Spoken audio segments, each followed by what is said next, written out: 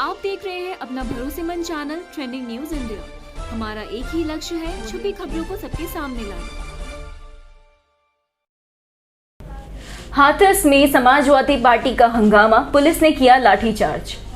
हाथरस में समाजवादी पार्टी के कार्यकर्ताओं ने हंगामा किया। यहां समाजवादी पार्टी के कार्यकर्ताओं ने सड़क जाम करके नारेबाजी भी की, जिसके बाद पुलिस ने स्थिति को कंट्रोल करने के लिए लाठीचार्ज भी किया। दिल्ली में लगातार कोरोना केसेस के बढ़ोतरी के कारण 31 अक्टूबर तक स्कूल्स बंद ही रहेंगे। शिक्षा मंत्रालय भी 15 अक्टूबर तक सभी स्कूलों को खोलने की अनुमति दे चुका है, लेकिन मंत्री मनीष सिसोदिया ने घोषणा की है कि दिल्ली में स्कूलों को 31 अक्टूबर तक बंद ही रखा जाएगा। बता दें कि देश में कोरोना से प्रभावित लोगों की संख्या 65 लाख के पार चली गई है, वहीं 1 लाख लोग अपनी जान भी गंवा चुके हैं। हरियाणा में राहुल गांधी की नो एंट्री। हरियाणा के गृह मंत्री अनिल विज ने कहा कि अगर राहुल गांधी पंजाब से जुलूस लेकर हरियाणा में दाखिल होना चाहते हैं और हरियाणा का माहौल खराब करना चाहते हैं तो उन्हें ऐसा हरगिज नहीं करने दिया जाएगा। अनिल विज ने कहा कि अगर राहुल गांधी खुद हरियाणा आना चाहते हैं तो 1000 बार आए, कोई ऐतराज नहीं है, लेकिन पंजाब से जुलूस के साथ दाखिल नहीं होने देंगे। कृषि कानूनों का विरोध कर रही पार्टियों पर भड़के प्रकाश जावड़ेकर। केंद्रीय मंत्री प्रकाश जावड़ेकर ने हाल ही में लागू किए गए कृषि कानूनों का विरोध कर रही पार्टियों पर बिचौलिए की तरह काम करने का आरोप लगाया। जावड़ेकर ने कृषि कानूनों के संबंध में लोगों को जागरूक करने की भाजपा की पहल के तहत गोवा दौरे के दूसरे दिन संवाददाताओं से कहा कि वास्तविक स्थिति यह है कि किसानों को उनकी पैदावार की कम कीमत मिलती है, जबकि उपभोक्ता ऊंचे दाम पर इसे खरीदते हैं।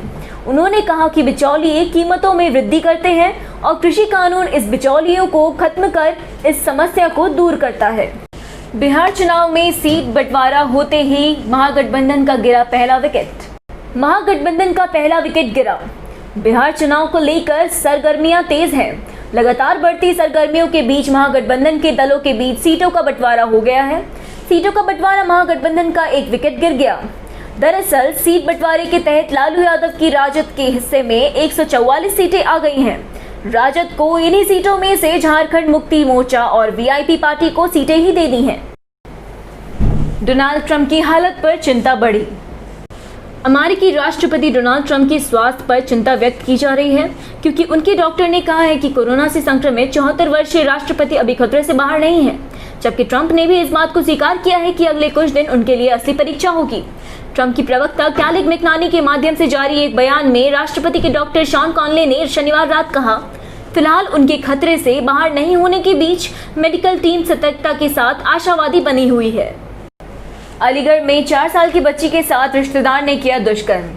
यूपी के हाथरस में जहां एक युवती से गैंगरेप का मामला अभी सुर्खियों में है, वहीं पड़ोसी जिले अलीगढ़ में भी एक जघन्य वारदात सामने आई है। अलीगढ़ में एक 4 साल की बच्ची के साथ बलात्कार की खबर है। बलात्कार का आरोप उसी के एक रिश्तेदार पर है। फिलहाल बच्ची को अस्पताल में भर्ती कराया गया है, जहां उसकी हालत स्थिर बताई जा रही है। अभी आरोपी फरार है, लेकिन पुलिस ने उसे जल्द गिरफ्तार करने की बात कही है। एम्स की रिपोर्ट पर सुशांत की बहन ने व्यक्त की प्रतिक्रिया। सुशांत सिंह राजपूत की मौत को 3 महीने से ज्यादा का वक्त बीत चुका है। उनकी मौत की गुत्थी अभी तक उलझी हुई है। देश की 3 बड़ी एजेंसियां इस केस की जांच में जुटी हुई है। इस बीच एम्स ने अपनी फाइनल रिपोर्ट में सुशांत के मर्डर की थ्योरी को खारिज कर दिया है और कहा है कि ये आत्महत्या का मामला है। इस पर सुशांत की बहन ने अपनी प्रतिक्रिया व्यक्त की है। दूसरी तरफ बॉलीवुड ड्रग्स एंगल की जांच कर रहे deputy director KPS Malhotra corona positive भी पाए गए हैं। दिल्ली में CNG 1.5 रुपए प्रति लीटर सस्ती हुई। राष्ट्रीय राजधानी दिल्ली और आसपास के शहरों में CNG तथा पाइप के जरिए आपूर्ति की जाने वाली रसोई गैस PNG की कीमतों में कटौती की गई है। नेचुरल गैस के दामों में 25% कटौती करने का फायदा अब ग्राहकों को भी मिलेगा। नेचुरल गैस के दाम नीचे आने के बाद CNG और PNG के दाम दोनों ही घटे हैं। इंद्रप्रस्थ गैस लिमिटेड IGL ने शनिवार को बयान में कहा कि दिल्ली में CNG के दाम 1.5 रुपए प्रति किलोग्राम कम हुए हैं। अमेरिका में टिकटॉक नहीं होगा बंद। चीन की video sharing app TikTok America में भी फिलहाल बैन नहीं होगी।